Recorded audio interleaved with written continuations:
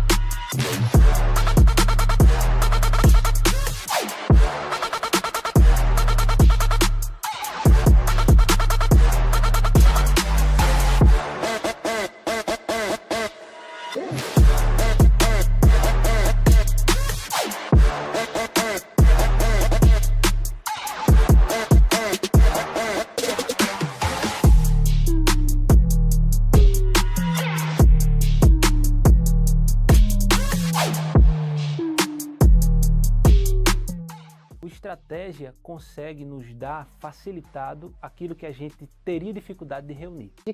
Fiz a assinatura jurídica do Estratégia, que com certeza foi um divisor de águas assim nos meus estudos, até na preparação para a prova oral foi assim excelente e me ajudou muito nessa caminhada, nessa trajetória. Nós temos o acompanhamento de uma psicóloga, de uma fonoaudióloga e de vários professores, juízes inclusive. Então assim, está sendo um preparo bastante completo.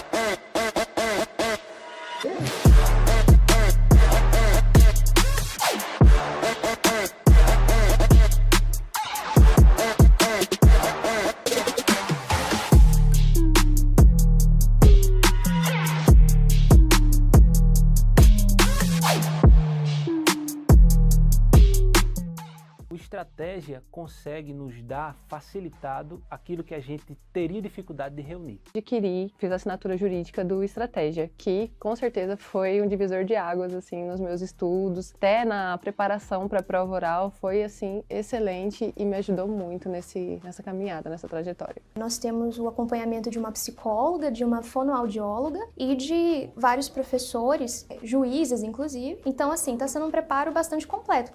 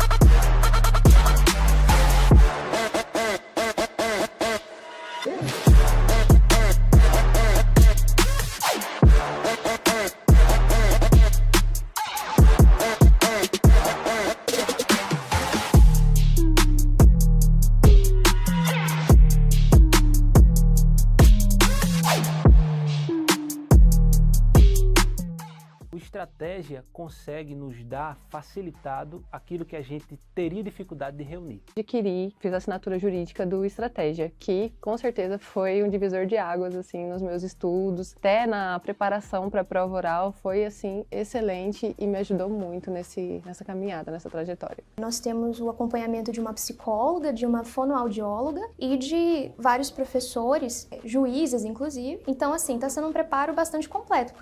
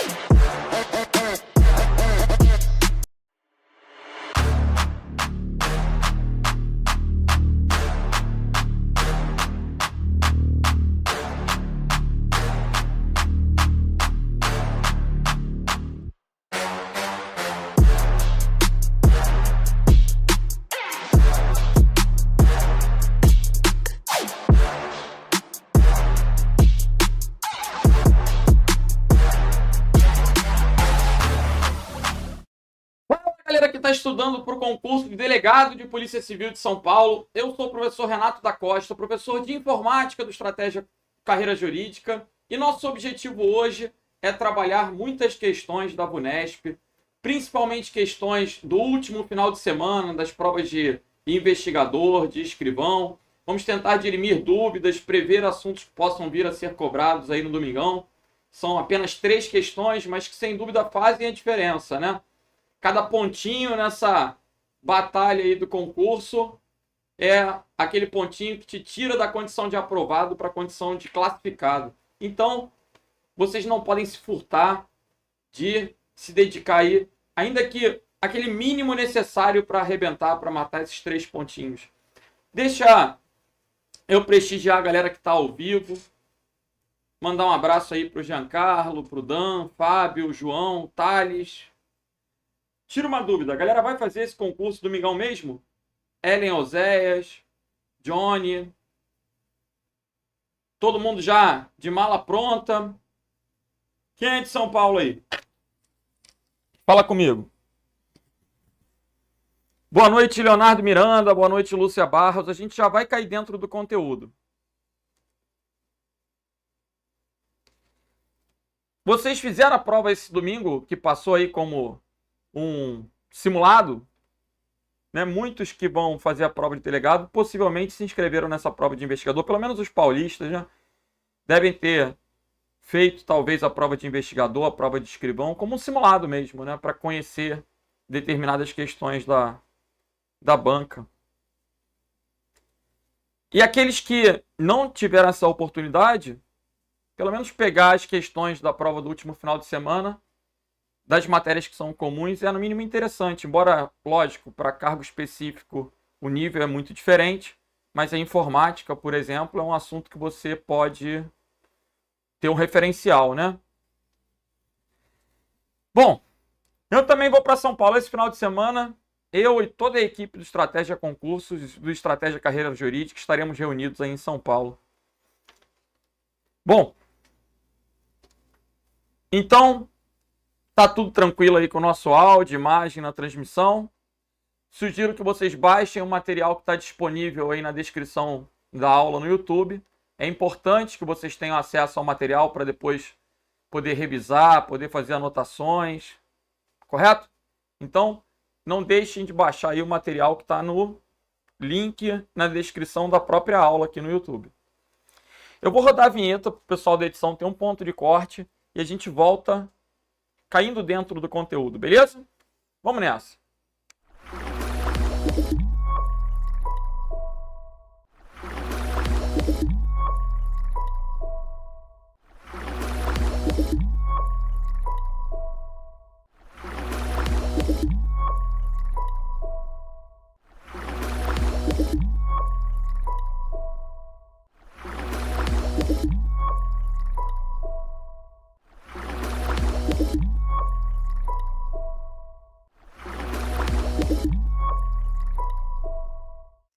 Fala, galera que vai fazer o concurso para delegado de Polícia Civil de São Paulo. Eu sou o professor Renato da Costa, professor de informática, e nosso objetivo é trabalhar muitas questões da VUNESP de acordo com o conteúdo programático nessa super revisão aí da Hora da Verdade. Vamos nessa, vamos comigo. Lembrando o conteúdo programático, eu sei que são apenas 3 questões, mas o conteúdo programático é extenso, né? Sistema operacional, a gente pode inferir a cobrança do Microsoft Windows, editores de texto, editores de planilha, Word, Excel, mensageria instantânea, mensageria eletrônica, WhatsApp, VoIP, serviço de telefonia através da rede de dados, através da internet, Skype, redes, conceitos de navegadores para computadores, dispositivos móveis e portáteis, conceitos de navegação na internet, conceitos de URL, um assunto bastante propenso a aparecer na prova. Sites eletrônicos, busca e impressão de páginas, redes sociais, sistemas de busca e pesquisa, proteção e segurança, configuração, armazenamento de dados na nuvem, Deep Web e Dark Web. Outro ponto da matéria bem relevante. Bom, e para fechar, parte de planilha eletrônica, segurança da informação, Lei Geral de Proteção de Dados, tem muito conteúdo. Vamos lá, galera, vamos cair dentro. Vamos embora. Trabalhando questões do último final de semana das provas de escrivão e de investigador de Polícia de São Paulo. Vamos à primeira.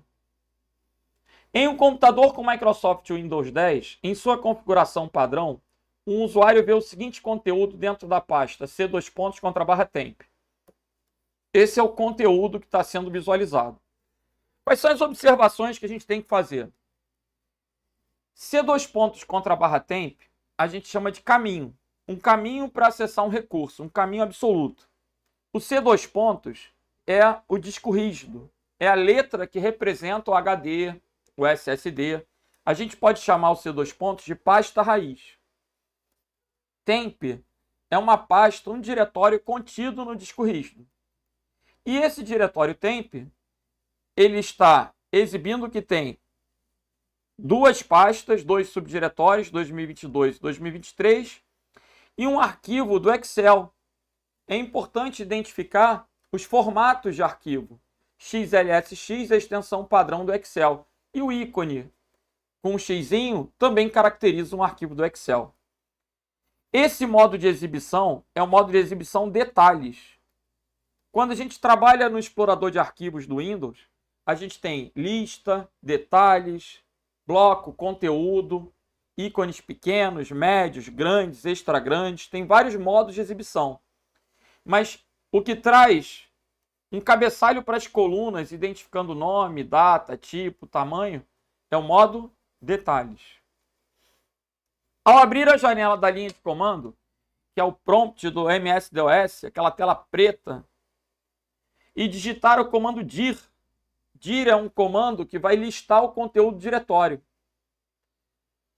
Na mesma pasta, apesar de existir, a pasta não foi exibida.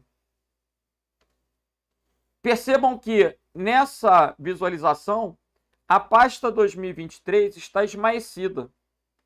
Isso significa que essa pasta está oculta. No próprio explorador de arquivos, a gente tem uma opção que a gente pode ticar para que ele exiba arquivos ocultos. Aí, os arquivos e pastas ocultas ficam um pouquinho mais claras. Agora, quando ele jogou lá no DOS, no prompt de comando, a pasta não apareceu.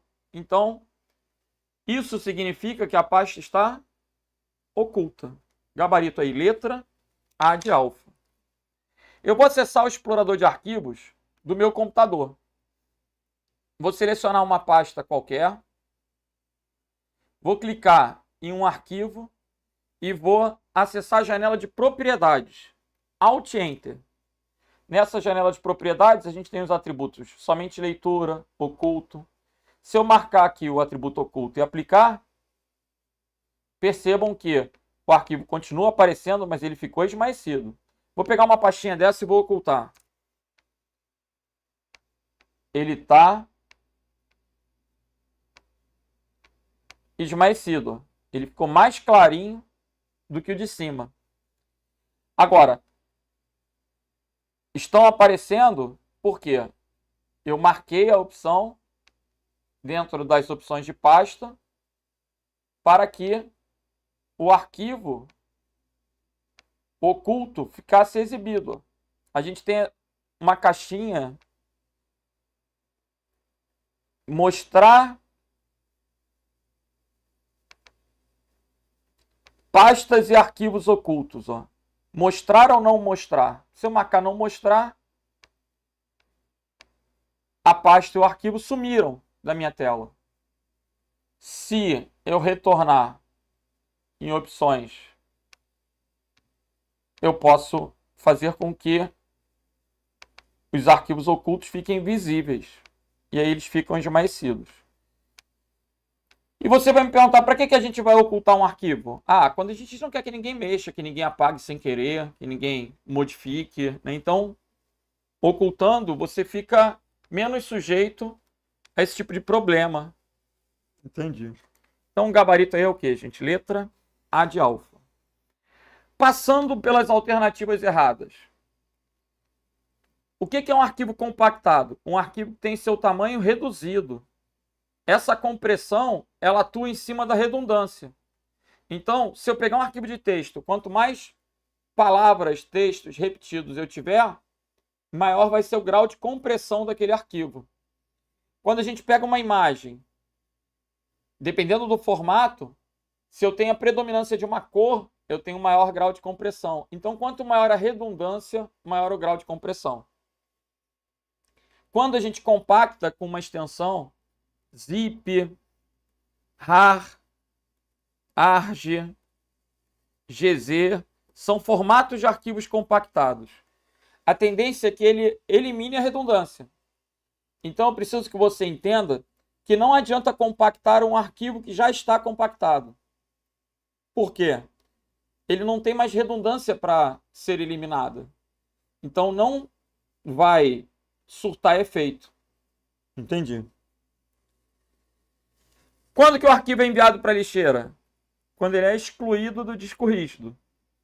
Aqui, a gente abre para uma observação que é importante demais para a prova, onde o pendrive não tem lixeira, disco de rede de servidor não tem lixeira, cartão de memória, disquete, CD, DVD não tem lixeira. Só o que tem lixeira é HD e SSD, disco fixo, disco rígido, seja interno ou externo. HD e SSD tem lixeira. Legal. Protegido como somente leitura seria um outro atributo e criptografado também seria um outro atributo, né? Quando eu abro a janela de propriedades, eu posso selecionar o atributo oculto, somente leitura, e eu posso clicar em atributos avançados para compactar ou criptografar. Legal. Vamos para a próxima questão. Agora uma questão acerca do Microsoft Word. Vamos lá, pessoal. Antes da gente resolver a questão, deixa eu passar alguns conteúdos e provocar um pouquinho vocês. Olha comigo.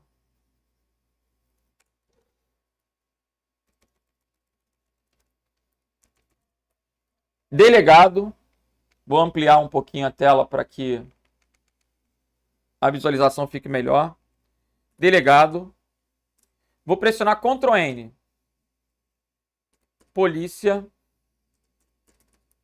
Vou pressionar Ctrl I. Civil. D. Vou pressionar Ctrl S. São Paulo. O que vocês estão percebendo? Os botões, eles são do tipo liga e desliga.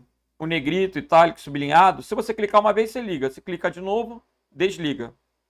Então, eu digitei delegado, cliquei no negrito, polícia ficou em negrito. Cliquei no itálico, civil ficou em negrito e itálico. Antes de digitar São Paulo, cliquei no sublinhado, São Paulo ficou em negrito, itálico, sublinhado. Agora, eu estou aqui no final. Conforme eu venho apagando, o efeito vai sendo atualizado. Como assim?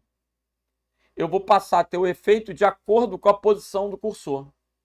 Então, polícia está só em negrito. Civil está em negrito e itálico. E São Paulo está em negrito, itálico, sublinhado. Então, se eu apagar até o civil, a posição do meu cursor vai estar em negrito e itálico. Se eu vier a escrever, ficará em negrito e itálico. Vejam.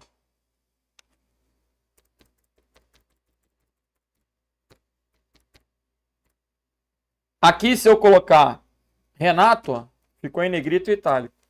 Vou voltar, vou até o polícia, ele vai tirar o itálico. Vou até o delegado, ele vai tirar o negrito.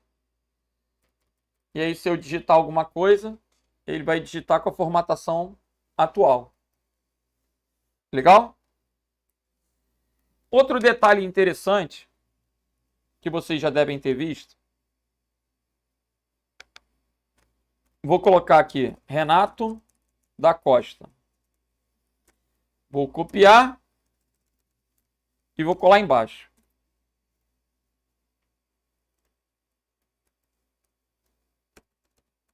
Ctrl sinal de maior, aumento o tamanho da fonte. Beleza. Primeira letra, vou colocar vermelha. Segunda, sublinhada. Terceira, em itálico, negrito e verde. Se eu selecionar essa primeira linha, clicar no pincel, o pincel copia uma formatação. Se eu pincelar a linha de baixo, como ficará a linha de baixo? Fala para mim. Eu estou copiando e colando a formatação na linha de baixo. Qual vai ser o resultado da segunda linha? Para que isso? Para a prova. O resultado da segunda linha vai ser igual à formatação da primeira palavra da linha onde a gente copiou a formatação. Como assim? A primeira palavra está em vermelho. Então, essa linha vai ficar vermelha. Professor, e o verde e o sublinhado? Abstrai. Ele copia apenas a formatação da primeira palavra do trecho selecionado ao clicar no pincel. Legal. Então, vamos voltar. Tem-se o seguinte documento criado no Word em sua configuração padrão, com uma tabela de uma linha e uma coluna, com o texto formatado em negrito e itálico. Então, vamos reproduzir essa tabela. Criei um arquivo novo, inserir tabela,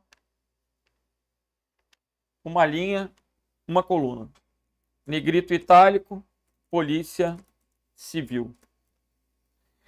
Se eu quero criar linhas dentro da tabela, eu tenho que teclar Tab.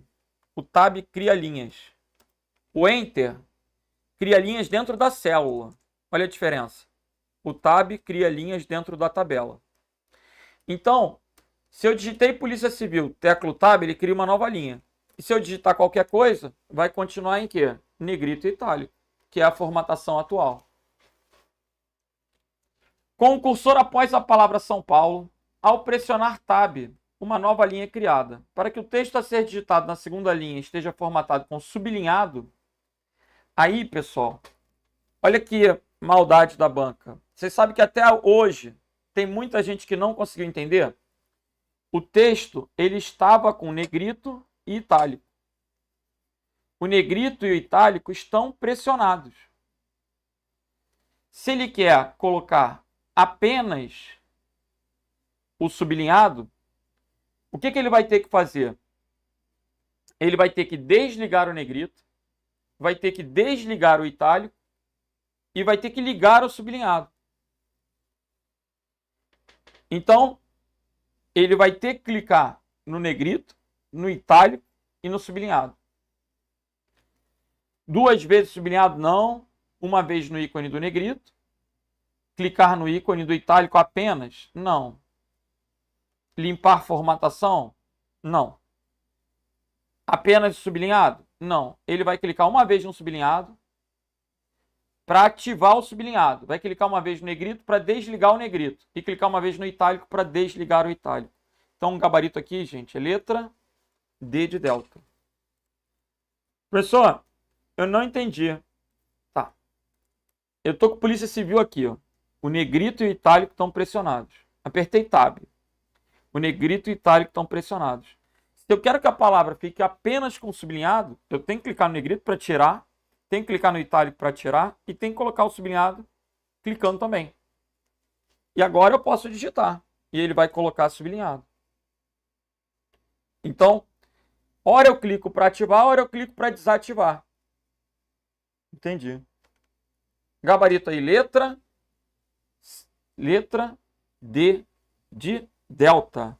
Dá um feedback se entendeu. Fala comigo. Vamos nessa. E agora?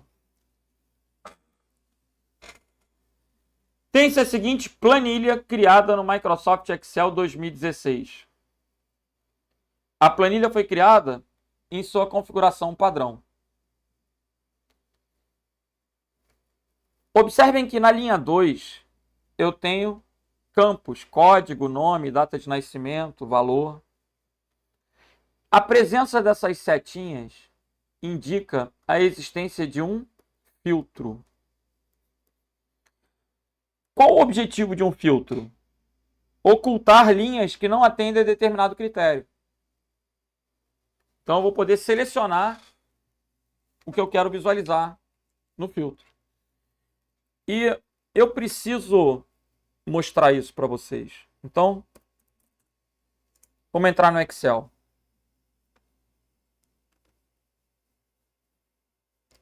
Pessoal, caiu o filtro. Eu vou mostrar o filtro. Mas sabe o que eu acho que vai cair no domingão? Classificar. Por quê? São comandos associados, assim. Normalmente caem em prova. Classificar e filtrar. Então, vamos aproveitar o embalo para a gente entender os dois. Nome, idade e sexo. Vamos lá. Renato Renato, Bruno, Adriana, Ricardo e Andressa. Renato tem 46, Bruno tem 37, Adriana tem 47, Ricardo tem 35, Andressa tem 23. O sexo, ele vai poder ser masculino ou feminino. Então, estou aqui preenchendo.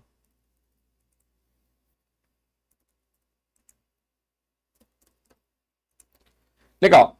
Agora eu vou selecionar essa tabela dentro da planilha. Vou lá na guia dados e vou clicar em filtro. O que ele fez? Ele colocou essas setinhas, esses menuzinhos aqui, drop down, esse combo box, essas setinhas em cada coluna. É o que a prova fez aqui, ó. Se eu quiser verificar apenas as pessoas do sexo feminino, eu posso clicar aqui e clicar e marcar apenas o feminino. Eu vou tirar o masculino, vou deixar só o feminino. Olha o que ele fez. Da linha 1 pulou para a linha 4. Eu já posso inferir que ele pulou o 2 e o 3. Da linha 4 pulou para 6. Então eu posso inferir que ele ocultou a linha 5. Nessa tela, eu já tenho informações suficientes para perceber que ele ocultou a 2, a 3 e a 5. 3 linhas ficaram ocultas. E se vocês observarem, o ícone que tem o filtro está com um funil agora. Então, eu consigo determinar que o filtro está na coluna C, porque a coluna A e a coluna B, elas não estão trazendo o funil. Então, nessa questão da prova do último domingo, ele tem um antes e tem um depois. E se vocês observarem, só tem funil no nome. Logo, eu posso dizer que há um filtro e o filtro foi colocado no campo nome.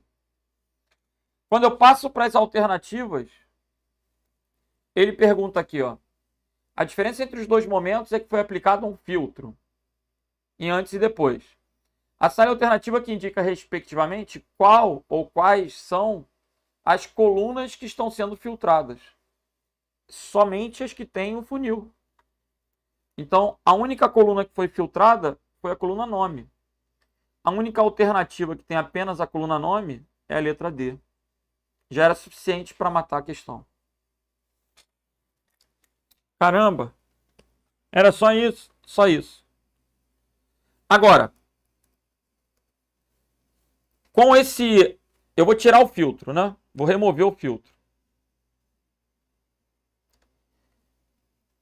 E eu quero agora classificar pelo nome. Para classificar pelo nome, eu posso clicar aqui na coluna do nome e voltar aqui em dados e escolher a opção de classificação crescente, que é o A a Z, ou de classificação decrescente, que é o Z a A. Agora, a minha dúvida é o seguinte. Se eu clicar na classificação crescente, eu quero que você pense e me responda.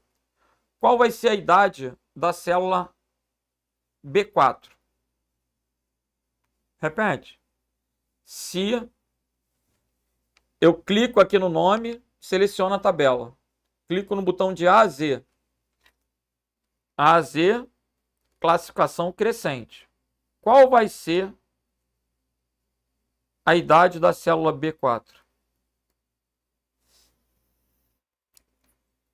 Quando eu realizar a classificação crescente, a Andressa vai subir. Não, a Adriana está na frente da Andressa. Tem que lembrar como é que coloca em ordem alfabética, né? Eu vou olhar aqui o A, eu tenho a Adriana e a Andressa, mas o D é menor que o N. Então vai ficar o quê?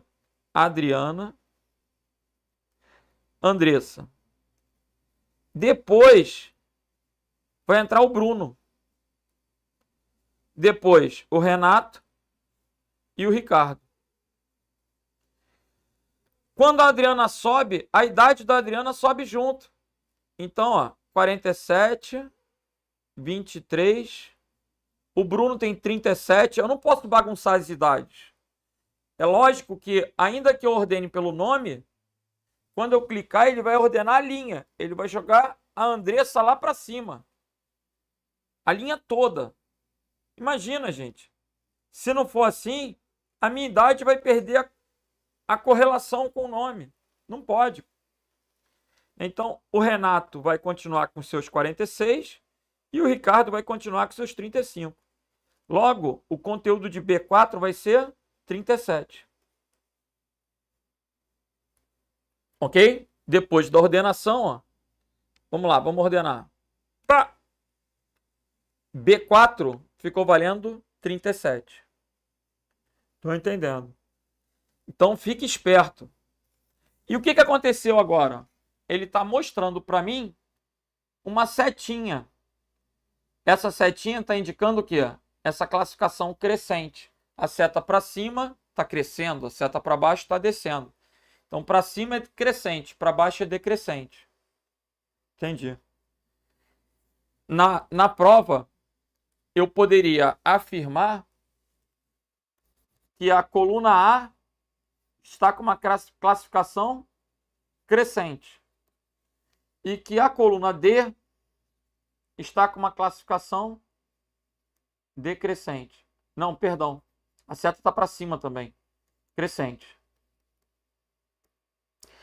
E qual foi o critério da classificação aqui? Ah, ele classificou primeiro pelo código e depois ele está usando o valor como critério de desempate. Por quê? 20 e 22 está crescendo.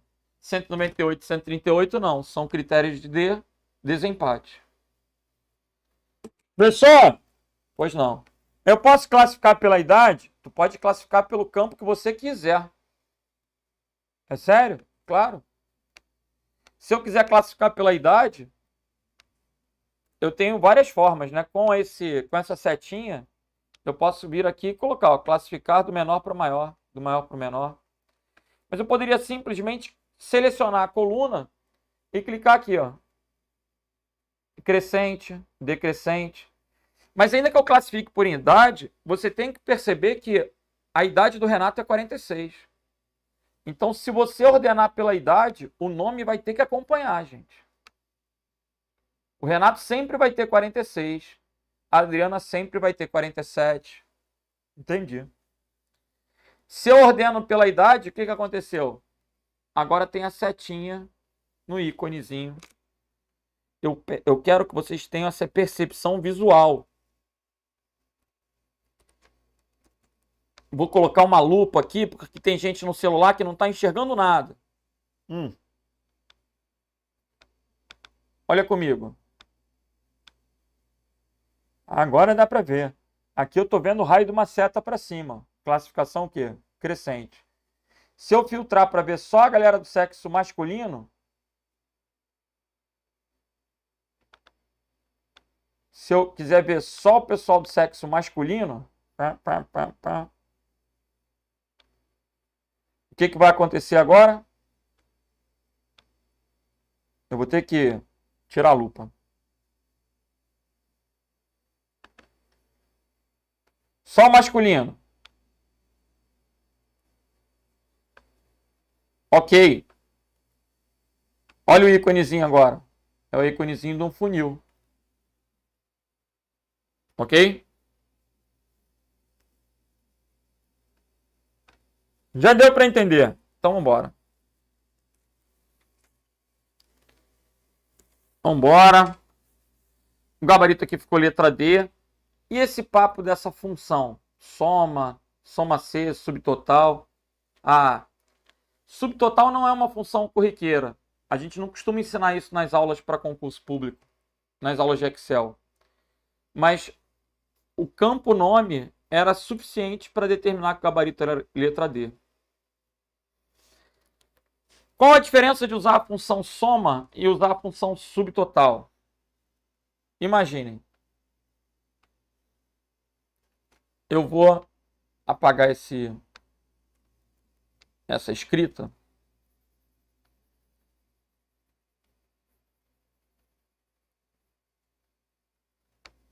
E vou tirar o filtro novamente.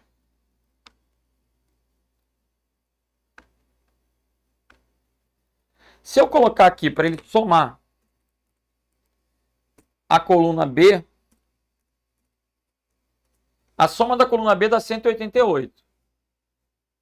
Se eu crio um filtro e vejo somente o sexo masculino, observa que a soma continua 188. A função subtotal vai possibilitar que eu pegue somente os dados que estão aparecendo na tela, que eu não considere as células que estão escondidas, ocultadas. Aí, nessa função subtotal, o 9 representa a função média, né? O 9 representa a função soma. O número 1 é a média. Aí, o 9 é correspondente à soma. E eu vou colocar o intervalo de B até B novamente. Aí ele vai calcular agora 35 com mais 37, 72 com mais 46, vai dar 138, 118, perdão. Entendi. Aqui eu estou trabalhando com subtotal. É a diferença da soma para o subtotal. Legal. Vamos que vamos. E agora, Paulo redigiu uma mensagem de correio eletrônico usando o Outlook 2016 e sua configuração padrão. Paulo é o remetente da mensagem. Então ele vai estar no campo D. A mensagem de correio eletrônico tem o D, o para, o CC e o CCO. O campo D é sempre o remetente. O emissor, o remetente, para CC e CCO são destinatários. Característica do CCO é que é um destinatário que não está visível para os demais destinatários. Vamos ler a questão. Paulo redigiu uma mensagem de correio eletrônico usando o Outlook 2016 e sua configuração padrão. Paulo. Para Rafaela, Antônio e Carlos. Então, Rafaela, Antônio e Carlos são destinatários da mensagem. Rafaela, ao receber, clicou no ícone responder a todos. E sem alterar os destinatários, clicou em enviar. Então, a Rafaela clicou em responder a todos. O Antônio e o Carlos fizeram exatamente a mesma coisa. Os três responderam a todos. No final, o Paulo recebeu 3 respostas. Uma resposta da Rafaela, uma resposta do Antônio e uma resposta do Carlos. A Rafaela recebeu apenas 2 respostas. Do Antônio e do Carlos. O Antônio recebeu 2 respostas. Da Rafaela e do Carlos.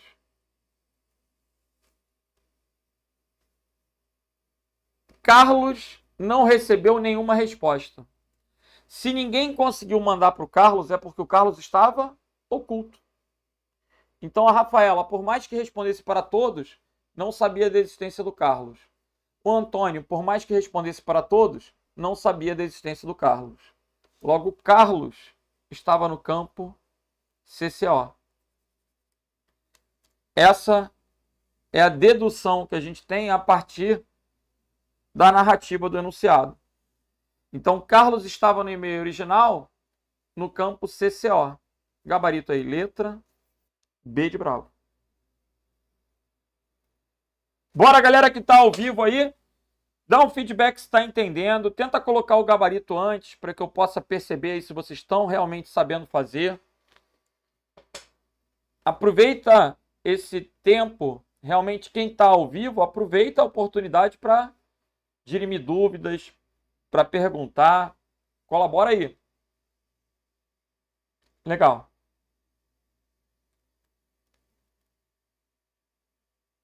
Estou aqui para ajudar. Vamos embora.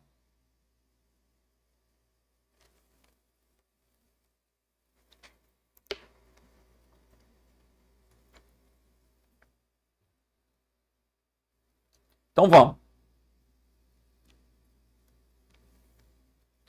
Agora, uma questão relacionado ao Microsoft Teams, né, que é um software voltado para quê? Para videoconferência. Para trabalhar em equipe, né, para o trabalho colaborativo. Tem-se uma imagem parcial de uma reunião criada em andamento no Teams, em sua configuração padrão, a partir do computador de João. A seguir, tem-se uma imagem também parcial dos participantes dessa reunião. Aí a gente observa que eu tenho, nessa reunião, tenho 3 pessoas. E a gente teve 14 convites que foram enviados. Entendi. Percebam que ele coloca participante, você pode convidar alguém. Então, estas pessoas que estão aparecendo aqui embaixo são pessoas que foram convidadas. Quem está nesta reunião são aqueles que já estão online. Mas qual é a maldade, gente? Assinale a alternativa que indica quais participantes irão conseguir ouvir o João. Num primeiro momento, eu pensei, bom, quem vai poder ouvir o João? O Aldi Capu, Aaron Baxter, Daniela Madeira. Poderiam ouvir o João. Mas para que estes pudessem ouvir o João tinha que estar com o microfonezinho aberto. Essa linha no meio do microfone indica que ele está sem áudio. Ele fechou o microfone. E do lado tem a opção da câmera que também está fechado. Durante a pandemia, certamente vocês usaram programas de videoconferência. E quando alguém está falando alguma coisa, é de praxe os outros fecharem o microfone, fecharem a câmera. Mais do que isso, certamente vocês trabalham em audiências virtuais e usam esses recursos. Todos já sabem que não podem deixar o microfone aberto. Imagina, a gafe, inclusive, que pode ser cometida. Deixar o vídeo aberto. Quantas situações a gente já teve aí nas redes sociais, né? Porque as pessoas deixaram o vídeo aberto numa videoconferência. Então, bom, eu tenho criança em casa. Eu não sou bobo. Eu vou fechar o microfone. Eu vou, dependendo da reunião, manter ou não o vídeo. Enfim. Mas essa era a pegadinha. Se o microfone dele está fechado, quem é que vai poder ouvir? Ninguém. Gabarito, letra C. Entendi. Então, não adiantava pensar no Aldi, Aaron, Daniela. Por quê? Nenhum participante vai ouvir, ele está com o microfone fechado. Gabarito aí, letra C de Charlie. Beleza? Notem que, dentre esses participantes, 2 estão com o microfone aberto e 1 está com o microfone fechado. Mas isso não impacta para ouvir, gente. Isso impacta para falar. Entendi. Gabarito, então, letra C. Agora, imagina na hora da prova, o candidato nervoso, um monte de questão para ele resolver, ele tem que prestar atenção no raio da linhazinha do microfone. Olha a pegadinha. Eu juro para vocês que eu fiquei olhando a questão, olhando. É. Por isso a gente tem que estar treinado. Se cair de novo, a gente já vai na ferida. Vamos para a próxima. Agora uma mensagem do WhatsApp. Olha, vocês usam o WhatsApp todo dia, eu tenho certeza. Vocês podem até me falar que estão estudando para concurso que não tem rede social. Não tem Instagram, não tem Facebook, mas WhatsApp todo mundo tem. Será que todo mundo sabe que para botar uma palavra em negrito no WhatsApp é só colocar entre asteriscos? Então, se você quiser mandar uma mensagem, manda uma mensagem agora para Cremosa, para o Cremoso, dizendo que está com saudade, que o concurso vai ser domingo, vai mudar a vida, vai mudar tudo depois da prova. Manda mensagem agora, bota em negrito, coloca o asterisco. coloca o underline aí, ó. O underline vai ser o itálico. Visualiza isso na prática. Então, o gabarito dessa questão vai ser o quê? Letra C de Charlie. Asteriscos delimitam o negrito. Underline delimita o itálico. Gabarito, letra C de Charlie. E agora? Agora uma questão boa para a gente lembrar, inclusive o conceito de URL. Esse assunto, eu abordo muito esse assunto quando eu falo de URL. O que é URL? É o endereço de um recurso na rede. A URL de uma página, ela pode começar com HTTP ou HTTPS, www.estrategia.com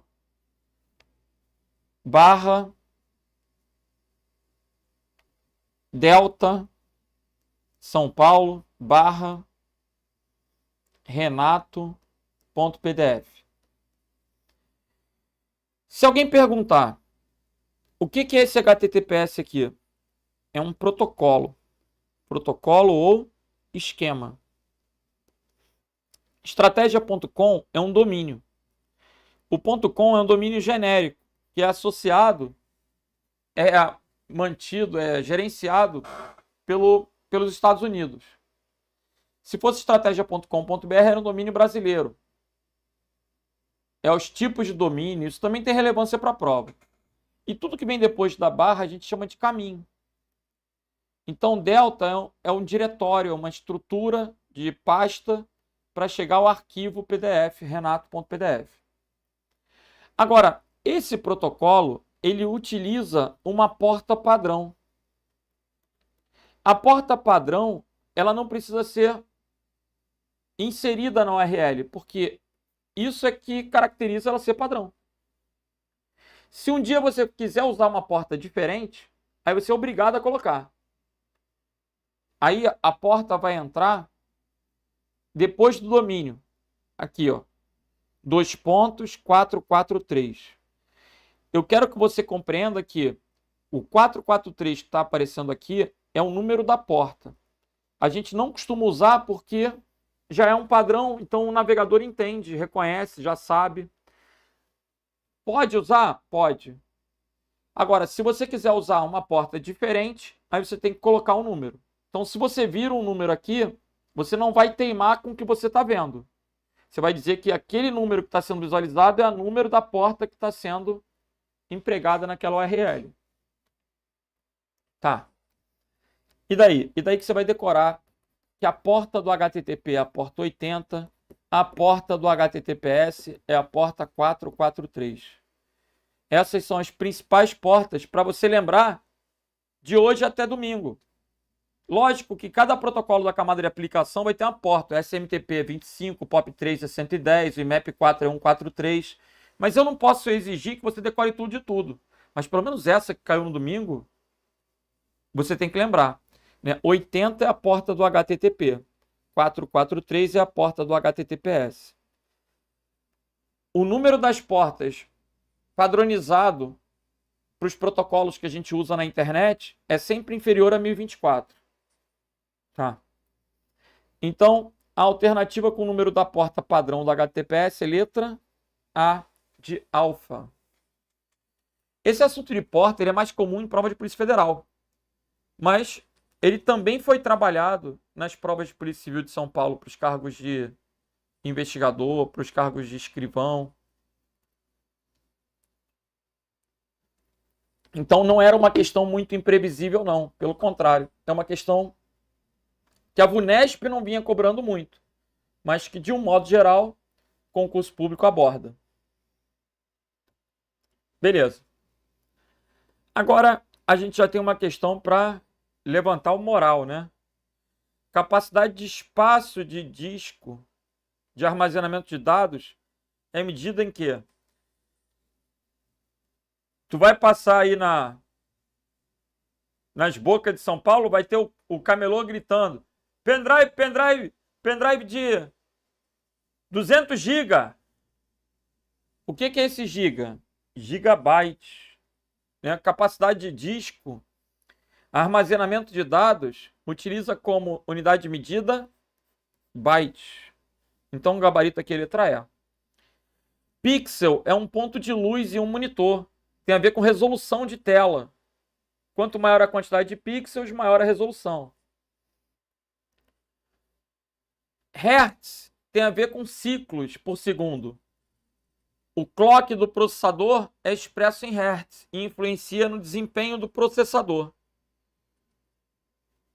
Entendi. Volt, watt, nada disso tem relevância. Agora, cabe também acrescentar que o B maiúsculo, que é a representação de byte, é usada quando eu penso em armazenamento.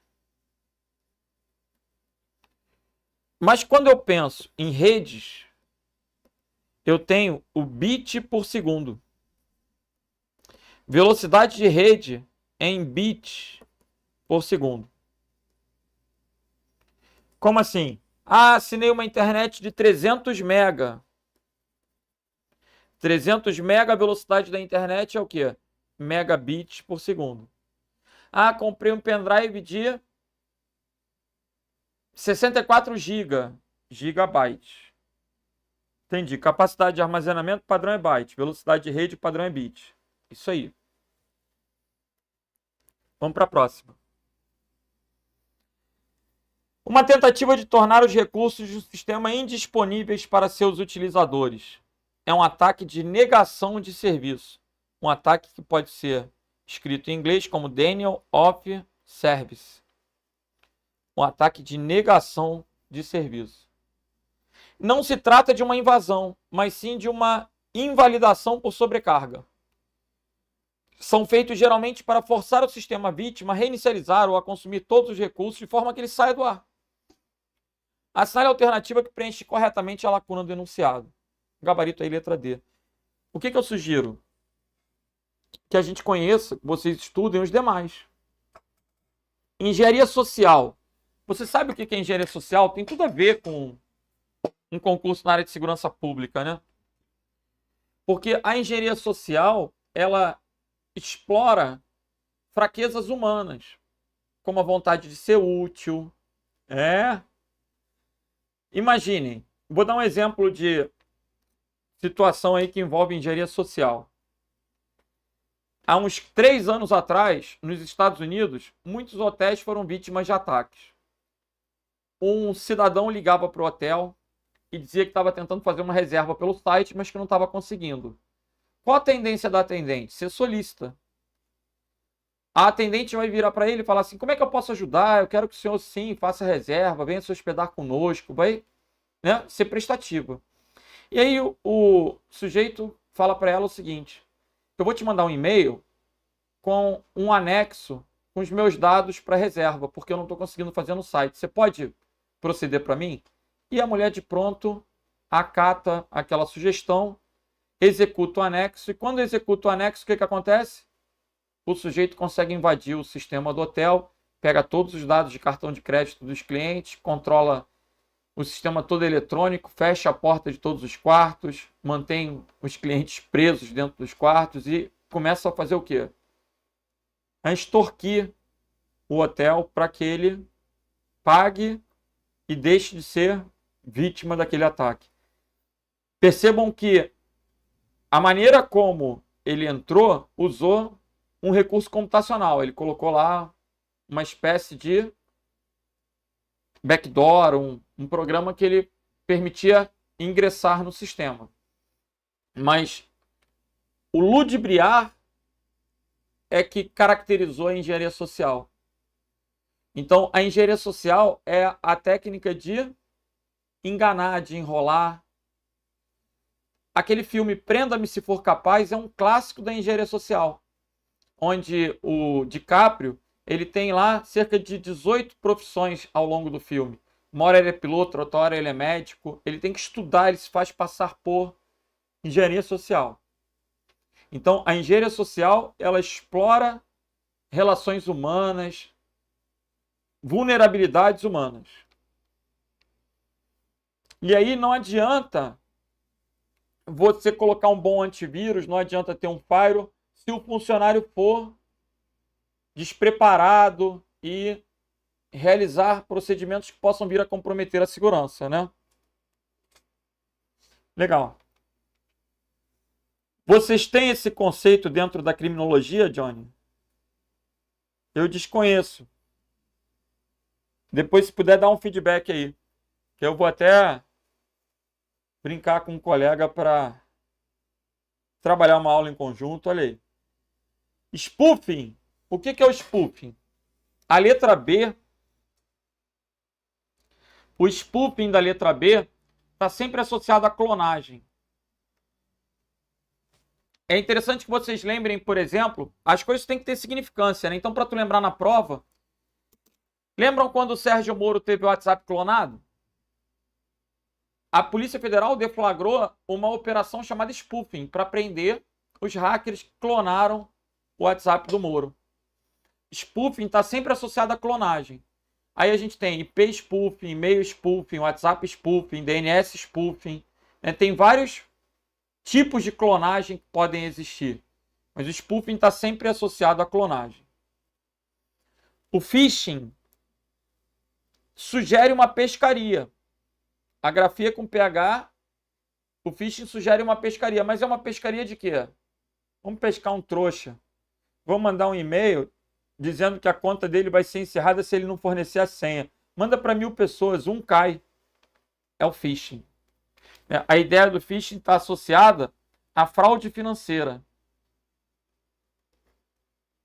a golpes. Golpes financeiros.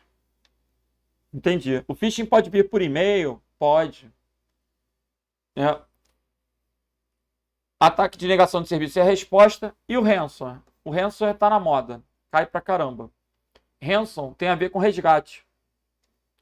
O ransomware ele vai sequestrar os dados do computador. Ele criptografa os dados, o usuário perde o acesso aos dados, fica desesperado, e aí tem um prazo lá. Ele normalmente dá um dia para pagar não sei quantos dólares para poder ter a chave. E aí, se a pessoa não pagar, o ransomware formata a máquina, apaga os arquivos e ela perde os dados. Então, como é que você vai se proteger de um ataque de ransomware? Bom, a principal maneira de mitigar esse tipo de ataque é com backup. Se você tem um backup, aconteceu de ser vítima, você formata a máquina e restaura o backup limpo. Então, o backup é muito importante quando eu penso em ransomware. Agora, hoje existem programas anti-ransomware, né? Hoje o assunto é mais difundido. Legal. Perfeita associação. Existiu um filme chamado Ransom, que era o preço de um resgate. Então, ransom é o quê? Resgate, a ideia de sequestro. Você vai ter que pagar. E vai pagar como? Fala para mim.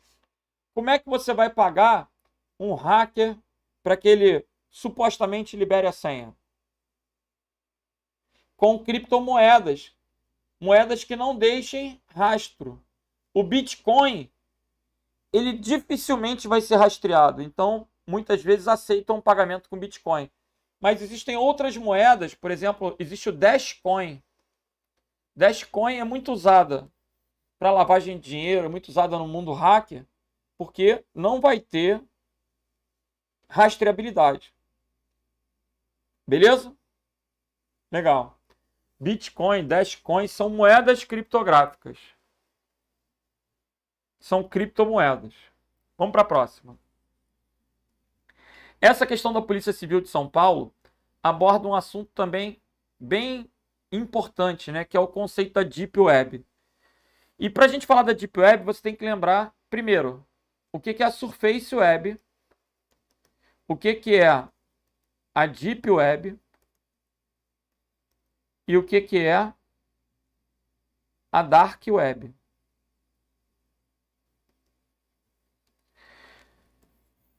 De uma maneira simplista, tudo que você puder acessar no Google está na superfície da web. Então, se você entra no Google, digita uma palavra, clica num link, tudo que aparecer como resultado no Google está na superfície da web. Então, a premissa é que na Deep Web e na Dark Web, a gente não tem conteúdo indexado. Não tem ferramenta de busca. Não tem conteúdo indexado. Essa rede é uma rede descentralizada,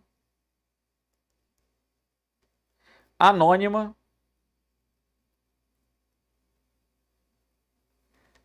privada, né, que tem privacidade através da criptografia e os programas, os serviços têm o código aberto. Então, olha aí. Características da Deep Web. Primeiro, não tem conteúdo indexado. É uma rede descentralizada, anônima, onde a gente tem privacidade e o código aberto. Um exemplo de rede da Deep Web, a gente tem vários exemplos. A gente tem exemplos da Deep Web aqui. A gente tem o Torrent. Talvez você já tenha baixado filme no Torrent. A gente tem a rede Onion, que é acessada com Tor. A gente tem a Freenet. A gente tem a StealthNet.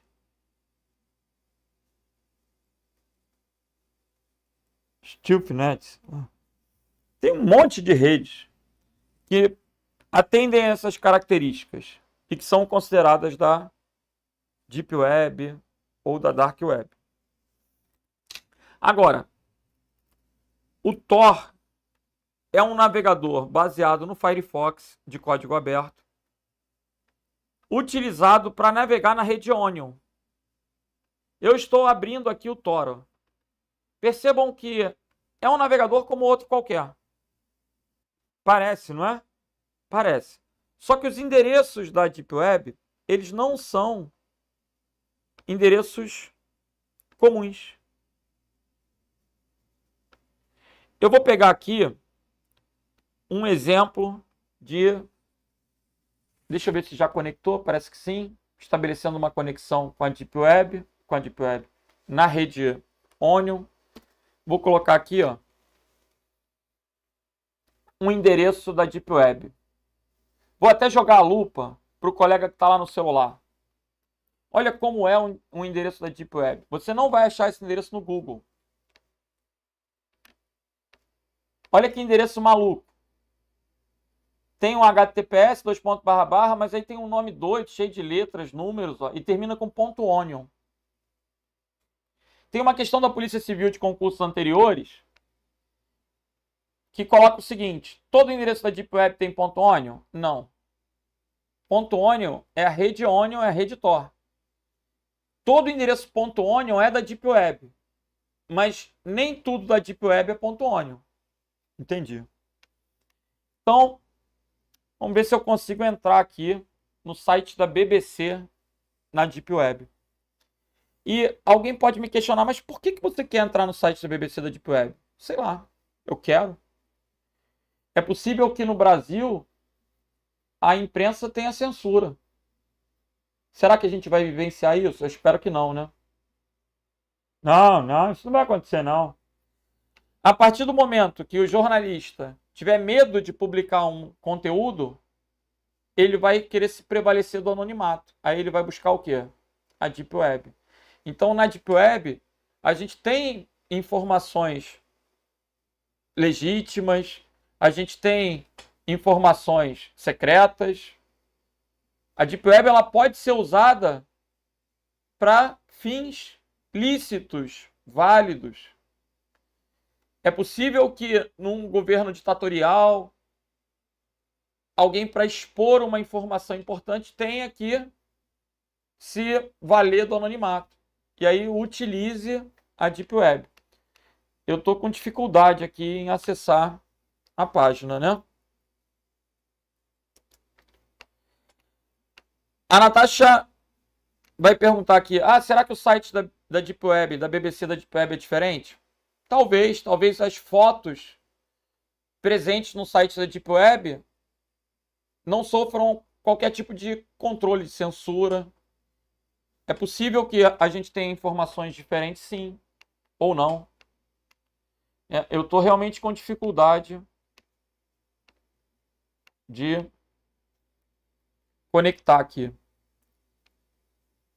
Talvez, né, pela... Vou entrar de novo no Tor.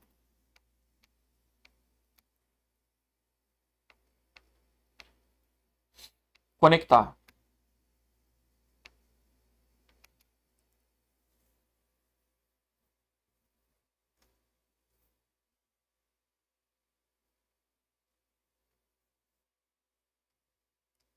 Enquanto está conectando, vamos resolver a questão. Bora. Assinale a alternativa que indica um software que pode ser usado para acessar a Deep Web. Tor. Gabarito letra C. Safari e Google Chrome são navegadores comuns. É para acessar o quê? A Surface Web. O Bing é a ferramenta de busca da Microsoft. Edge é um navegador que vem com Windows. Então, por exemplo, a rede Onion, ela não pode ser acessada por um navegador comum. Eu tenho que usar, por exemplo, o Tor. Tá.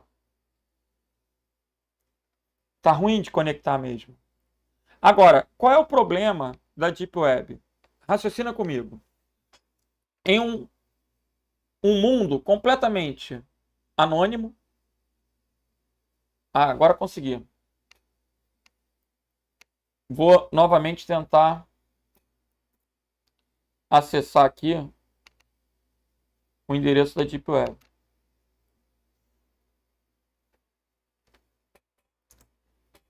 Legal.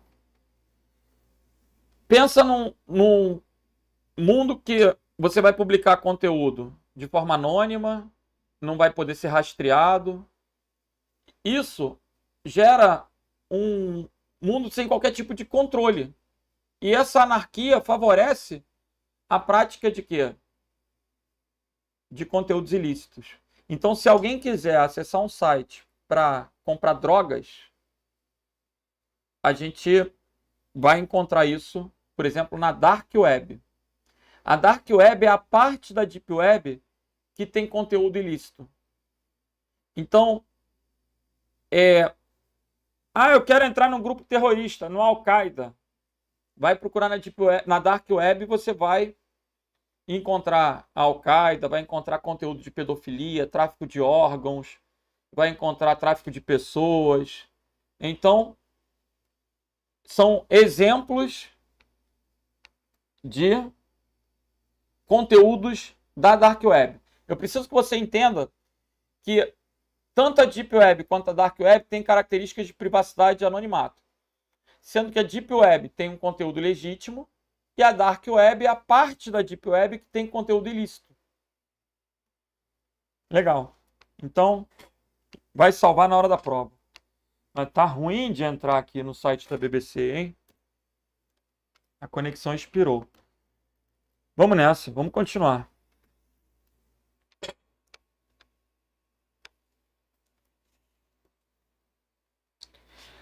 Professor, não dá para configurar o Chrome para acessar a Deep Web? Se eu quiser acessar a rede Onion, não adianta pelo Chrome. Legal?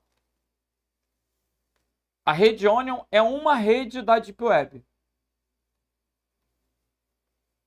E perceba que aqui nessa questão, a saída alternativa que indica um programa relacionado com a Deep Web. Tu tem que pensar no Tor.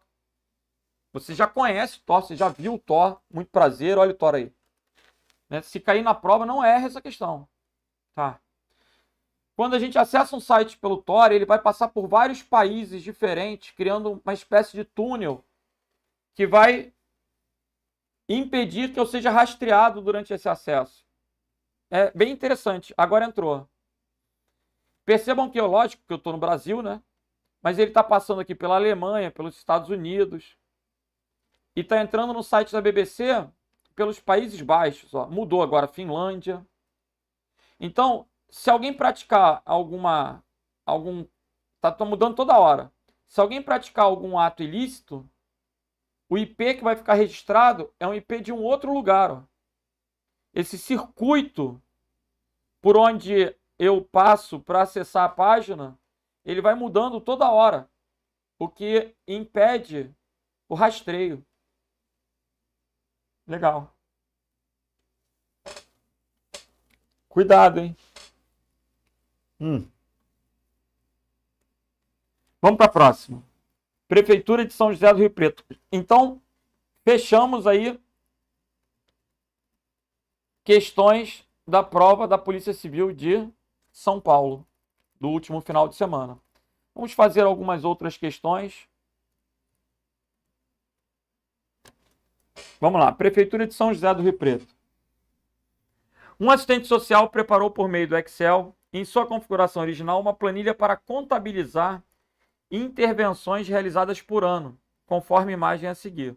Aí ele tem aqui, ó, 80, 60 e 76. Assinale a alternativa que apresenta a fórmula aplicada na célula B6, que corresponde ao valor exibido na imagem. A célula B6 calcula a média. Como é que vai ser a fórmula? Eu tenho 3 células. Eu posso colocar igual a média de B2, e B3 e B4. Ou eu posso colocar a média de B2 até B4. O ponto e vírgula corresponde ao E. O 2 pontos corresponde a um até. Então, não vai ser a média de B2 e B6. Eu não posso... Se eu estou na célula B6, eu não posso fazer referência a B6. Eu não vou colocar o sinal de mais dentro da função média. Gabarito é o quê? Letra E de eco. Vamos para a próxima. Aqui eu tenho uma questão parecida com a que foi cobrada na Polícia Civil de São Paulo. Um assistente social preparando um relatório por meio do Word em sua configuração padrão formatou um parágrafo conforme a imagem a seguir. Em seguida, selecionou todo o parágrafo e clicou com o botão principal do mouse em negrito, itálico e sublinhado. Qual o resultado? Pessoal, eu vou ter que descartar essa questão porque todas as alternativas estão iguais, né? Na hora de colar o conteúdo aí no slide, ele não manteve a formatação original da prova, então ela perde o sentido. Mas eu teria que ver na imagem se está em negrito, se está em itálico, se está sublinhado, para observar se ao clicar ele vai ativar ou desativar. Esse era o mérito da questão. Vamos para a próxima. Um usuário acessou a pasta área de trabalho por meio do explorador de arquivos do Windows 10, ambos em configuração padrão. Em seguida, clicou com o botão principal do mouse no nome de uma pasta chamada teste. A pasta está aqui, ó. Ela tem esse caminho, levando à exibição vista na imagem a seguir. A partir daí, o ícone marcado com um círculo na imagem é o íconezinho do voltar. Esse ícone, ele está representando que eu vou voltar para onde eu estava. E eu não tenho nenhuma informação nessa tela que me diga aonde eu estava. Como assim? Perceba aqui, ó. Eu estou na pasta Renato da Costa do Nextcloud. De repente, eu vou para uma outra pasta, um caminho completamente diferente. Quando eu voltar, ele vai voltar para onde eu estava. Então, eu não tenho a informação aqui que me permita saber para onde ele vai voltar. Diferentemente dessa setinha para cima. Essa setinha para cima seria o nível acima. Qual o nível acima do teste? O download. No caminho, nessa estrutura de diretórios, a seta para cima permite que eu volte para o nível anterior. Considerando que a estrutura de diretórios é uma árvore, eu consigo voltar para o galho anterior, né? Para a parte superior. Entendi. Então vamos observar. Ao acionar um ícone marcado com o círculo da imagem, o arquivo não será nem movido nem copiado. A visualização voltará para a pasta área de trabalho ou voltará para a pasta download? Aí eu tenho que ler no enunciado. O que ele colocou? O usuário acessou a pasta área de trabalho, em seguida clicou com o mouse na pasta teste. Então ele estava na área de trabalho. Gabarito aí, letra D de delta. Na tela eu não tenho a informação. O enunciado trouxe. Gabarito, letra D. Vamos para a próxima. Essa questão aí, ela é maldosa. Tenta fazer, vamos embora. Ânimo.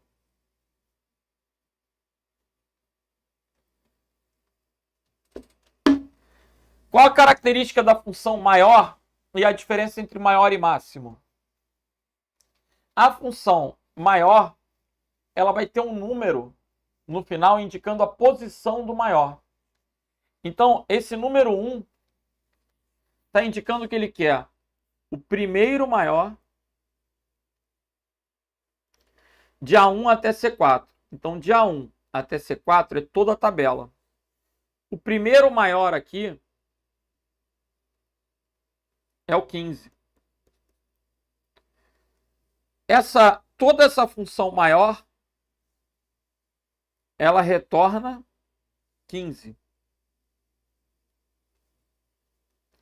E aí, eu passo a ter o mínimo de 15. Qual o mínimo de um único número? É ele mesmo. Então, o mínimo de 15 é quanto? 15. Gabarito, letra D de delta.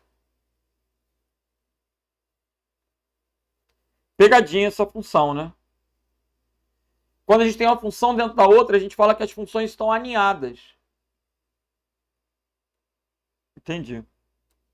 E agora? Considere a seguinte planilha criada no Excel em sua configuração original.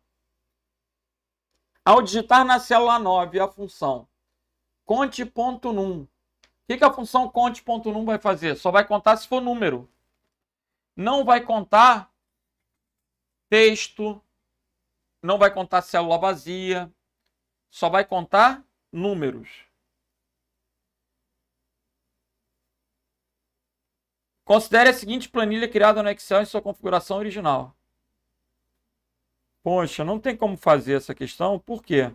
Está sem a planilha. Me perdoem. Eu deveria ver a planilha para saber as células que estão entre A1 e A8. Depois o número 2, o número 0 e o número 10. Se eu considerar que a coluna A... Vamos colocar a planilha aí porque eu me lembro dela.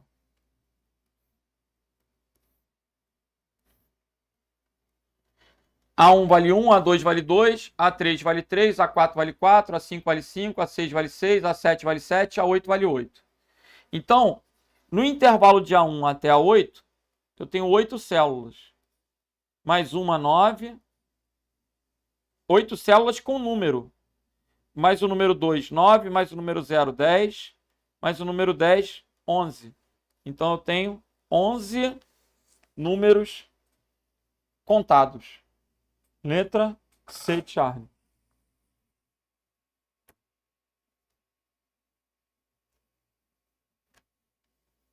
E agora? Tem-se uma tabela de 2 linhas e 2 colunas, criadas no Word 2016 em sua configuração padrão. Com o cursor do mouse na primeira célula da tabela. Então, ele criou uma tabela com 2 linhas e 2 colunas. A tabela é assim. O cursor do mouse está na primeira posição da primeira célula. Ele aperta a tecla Tab 4 vezes. O que a tecla Tab faz? Passa para a próxima célula. Então, ele vem para cá. Primeira vez. Segunda vez, ele vem para cá. Terceira vez, ele veio para cá. Quando apertou o Tab de novo, ele criou uma nova linha. Então, na quarta vez, ele vai criar uma nova linha. E a tabela vai ter 3 linhas e 2 colunas. Letra C de Charlie. Professor, mas não apertou o Tab 4 vezes? Sim, tinha 2 colunas. Ó. Eu estou aqui, na primeira célula da primeira coluna. Apertou a primeira vez, veio para a segunda célula da primeira linha. Apertou de novo, desceu. de novo. E, por último, ele cria uma nova linha, 3 linhas e 2 colunas, gabarito letra C. Pessoal, para a gente fechar a nossa aula, eu tenho que lembrar o papo dos caracteres não imprimíveis.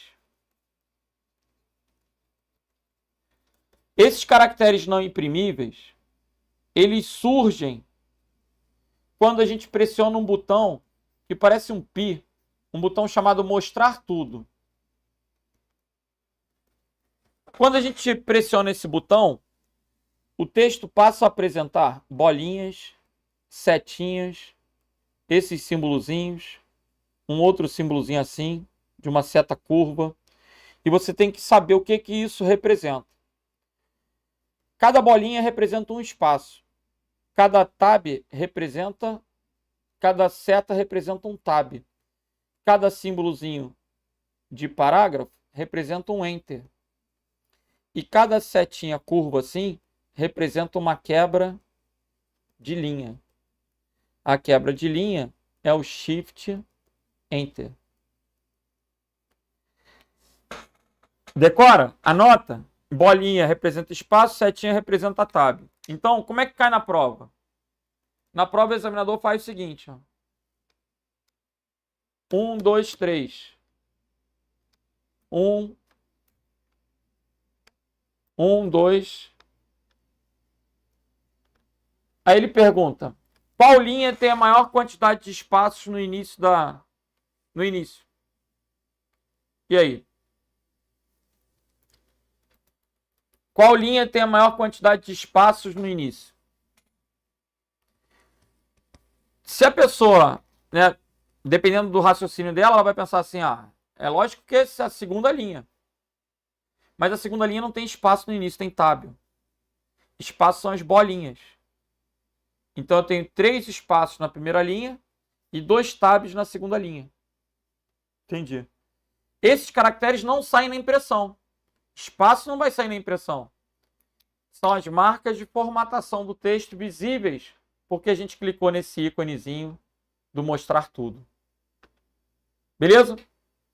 Então, galera, com isso a gente vai fechando essa hora da verdade. Espero que vocês tenham gostado dessa revisão. Fica o convite para que vocês participem da aula no sábado. Sábado já estou com a aula pronta aí da revisão de véspera, onde a gente vai relembrar estes e outros pontos. Obviamente o material é um pouco diferente. E me coloco à disposição aí para dirimir quaisquer dúvidas que vocês venham a ter, inclusive pelas redes sociais. O meu Instagram, pessoal, é @prof.renatodacosta. Então, se precisar, pode mandar mensagem pelo Instagram. Eu procuro responder aí com muita brevidade. @prof.renatodacosta. Beleza? Um grande abraço para todos, fiquem com Deus e até o nosso sabadão. Sábado, às 13 horas, ao vivo, eu estarei nos estúdios do Estratégia Concurso, transmitindo a revisão de véspera para delegado. Então, reitero o convite, beleza? Grande abraço, até sábado. Valeu!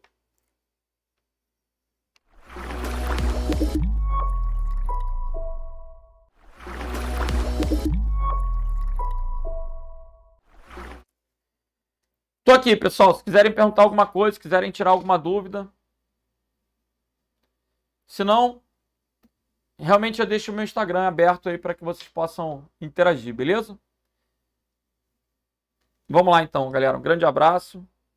Até a próxima. Até sábado, hein? 13 horas. A gente tá junto aí no sábado. Obrigado, Ellen. Valeu, Raquel, Luiz. Johnny. João Helder. Tamo junto. Tirson. Todo mundo atrás de QSJ no domingão, hein? QSJ? Ô.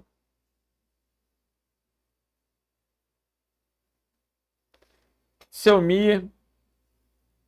Um abraço aí. Fiquem com Deus. Valeu.